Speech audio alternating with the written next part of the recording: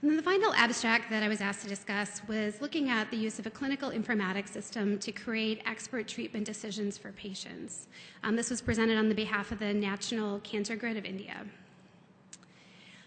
And what they were targeting was gaps in clinical outcomes. And so they described inequitable access to high-quality cancer care across India.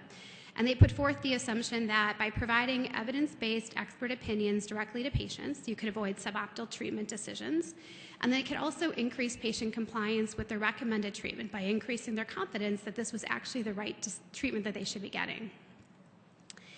And so I spent some time on the Navio website, and this is one of the examples that they have of what an expert opinion looks like. And so when patients put their records in, what they get back is this nice letter that says, "Thank you for reaching out," and then this very nice treatment summary that's written for patients to understand that they can take back to their providers.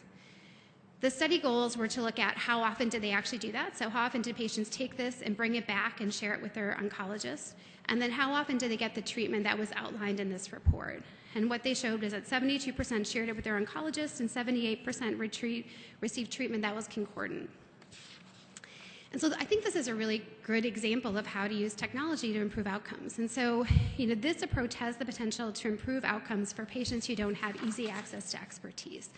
And the reason why I think they accomplish that is that the way that you make that happen by giving patient an expert opinion is they have to share it with their provider to ever get a change in outcomes. And that's where that 72% comes in, that most patients were comfortable bringing this back and sharing it with their providers.